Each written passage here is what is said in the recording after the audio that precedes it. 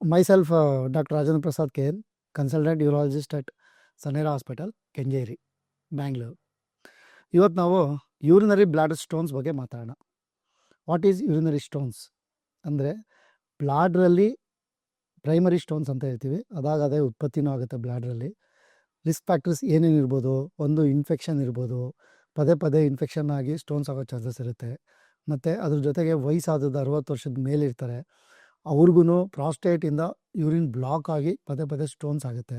ಮತ್ತು ಇನ್ನೊಂದು ಕಿಡ್ನಿಯಿಂದ ಟ್ರಾವೆಲ್ ಮಾಡ್ಕೊಂಬಂದು ಬ್ಲಾಡ್ರಲ್ಲಿ ಬಂದು ಬಿದ್ದು ಅದು ಕೂಡ ಸ್ಟೋನ್ಸು ರಿಟೈನ್ ಆಗಿ ಅದರಿಂದನೂ ಸಿಮ್ಟಮ್ಸ್ ಶುರುವಾಗುತ್ತೆ.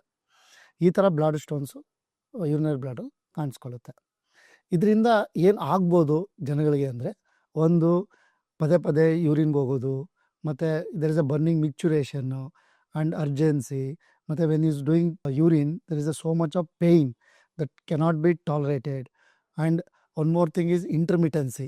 ಅಂದರೆ ನೀವು ಯೂರಿನ್ ಪಾಸ್ ಮಾಡ್ತಾನೆ ನಿಂತೋಗೋದು, ಮತ್ತು ನಿಲ್ಲಿಸ್ಬೇಕಂದ್ರೂ ನಿಲ್ಸೋಕ್ಕೆ ಆಗದೆ ಇರೋದು, ಅಂದರೆ ಡ್ರಿಬ್ಲಿಂಗ್ ಆಫ್ ಯೂರಿನು. ಈ ಥರ ಸಿಮ್ಟಮ್ಸು ತುಂಬ ಕಾಣಿಸ್ಕೊಳ್ಳುತ್ತೆ. ಅದ್ರ ಜೊತೆಗೆ ಸಿವಿಯರ್ ಲೋವರ್ ಅಬ್ಡಮಿನಲ್ ಪೇಯ್ನು ಕಾಣಿಸ್ಕೊಳ್ಳುತ್ತೆ. ಅದ್ರ ಜೊತೆಗೆ ಬ್ಲಡ್, ಯೂರಿನಲ್ಲಿ ತುಂಬ ಬ್ಲಡ್ ಪಾಸ್ ಆಗೋದು, ಈ ಥರದ್ದೆಲ್ಲ ಸಿಮ್ಟಮ್ಸು ಬರುತ್ತೆ. ಇದು ಆ್ಯಕ್ಚುಲಿ ಚಿಕ್ಕವ್ರಿಗೂ ಆಗ್ಬೋದು, 8ರಿಂದ 10 ವರ್ಷದ ಮಕ್ಕಳಿಗೆ, ಮತ್ತು ಚಿಕ್ಕ ಮಕ್ಳಿಗೂ ಆಗುತ್ತೆ, 5 ವರ್ಷದ ಮಕ್ಕಳಿಗೆ, ಮತ್ತು ಮ್ಯಾಕ್ಸಿಮಮ್ ಮಿಡ್ ಏಜಲ್ಲೂ ಆಗುತ್ತೆ. ಮತ್ತು ಮ್ಯಾಕ್ಸಿಮಮ್ ಮೋರ್ ಕಾಮನ್ ಸ್ಟೋನ್ಸ್ ಏನು ಅಂತಂದರೆ 50 ಇಯರ್ಸ್ ಆದಮೇಲೆ ಕಾಣಿಸ್ಕೊಳ್ಳುತ್ತೆ.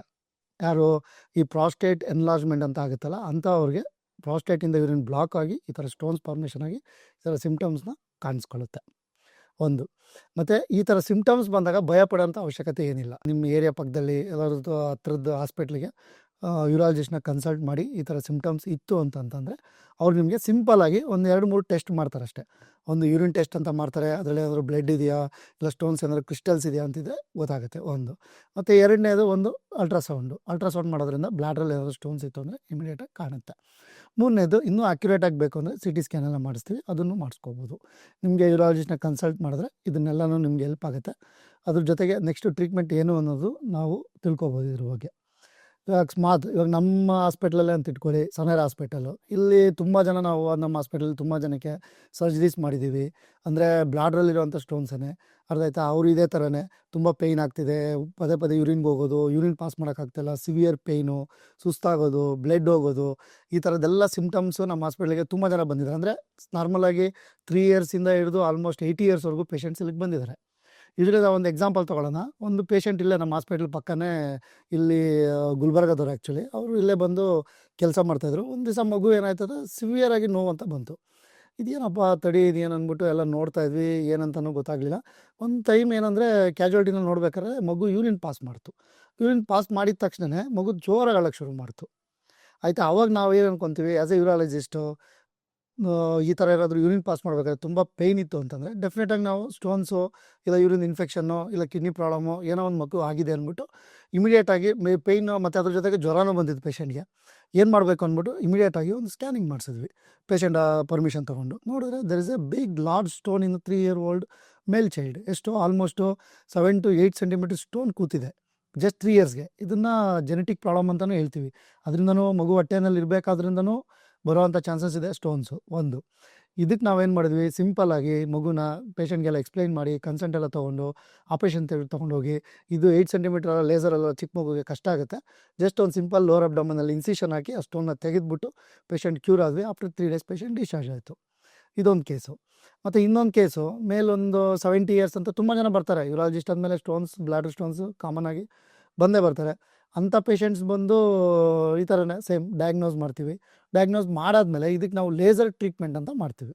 ಇವಾಗ ಮಗುಗೇನೋ ದೊಡ್ಡ ಸ್ಟೋನ್ ಇತ್ತು, ಅದಕ್ಕೆ ನಾವು ಕಟ್ ಮಾಡಲೇಬೇಕಿತ್ತು ಸರ್ಜರಿ. ಬಟ್ ಇದಕ್ಕೆ ನಾವು ಲೇಸರಿಂದನೇ ವಿತೌಟ್ ಎನಿ ಇನ್ಸಿಷನ್ನು, ಪೇಷಂಟ್ಗೆ ಯಾವುದು ಕೀ ಹೋಲ್ ಆಗಲಿ ಯಾವುದು ಇಲ್ಲದೇ ಥ್ರೂ ಯುರೆತ್ರ ಲೇಸರ್ ತೊಗೊಂಡೋಗಿ ಸ್ಟೋನನ್ನು ಪೌಡ್ರ್ ಮಾಡಿ ತೆಗೆಯುವಂಥ ಸರ್ಜರಿಗಳು ಕೂಡ ಈಗ ರೀಸೆಂಟಾಗಿ ಬಂದಿದೆ. ನಮ್ಮ ಹಾಸ್ಪಿಟ್ಲಲ್ಲೇ ತುಲಿಯಂ ಲೇಸರ್ ಅಂತ ಇದೆ, ಅಡ್ವಾನ್ಸ್ಡು. ಇದನ್ನು ನಾವು ಯೂಶ್ವಲಿ ಎಲ್ಲ ಸ್ಟೋನ್ಸ್ ಪೇಷಂಟ್ರಿಗೂ ಯೂಸ್ ಮಾಡ್ತೀವಿ. ಇದನ್ನು ನೀವು ಆರಾಮಾಗಿ ಯೂಸ್ ಮಾಡ್ಕೋಬೋದು. ತುಲಿಯಂ ಲೇಸರು ಯಾವುದೇ ಯೂರಾಲಜಿಸ್ಟ್ ಹಾಸ್ಪಿಟ್ಲಿಗೆ ಹೋದ್ರೂ ಲೇಸರ್ ಅಂತ ಟ್ರೀಟ್ಮೆಂಟ್ ಇರುತ್ತೆ, ಅದನ್ನು ತೊಗೋಬೋದು. ಅದನ್ನು ನಮ್ಮ ಹಾಸ್ಪಿಟ್ಲಲ್ಲೂ ಹೊಸದಾಗಿ ಇಂಟ್ರೊಡ್ಯೂಸ್ ಮಾಡಿದ್ದೀವಿ 1 yearಯಿಂದ.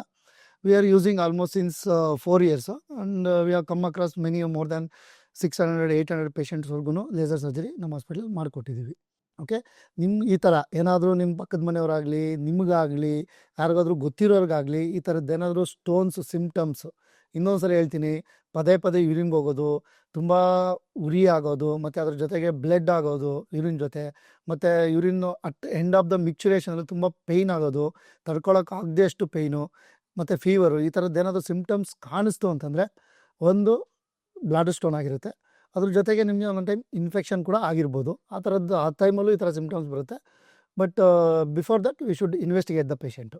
ಅದಕ್ಕೆ ಈ ಥರ ಸಿಂಪ್ಟಮ್ಸ್ ಯಾರಾದರೂ ನಿಮ್ಮಲ್ಲಿ ಕಂಡು ಬಂದರೆ ಪಕ್ಕದಲ್ಲಿರುವಂಥ ಯೂರಾಲಜಿಸ್ಟ್ನ ನೀವು ಮೀಟ್ ಮಾಡ್ಬೋದು. You can clarify your doubts ಅಂತ ಹೇಳ್ತೀನಿ.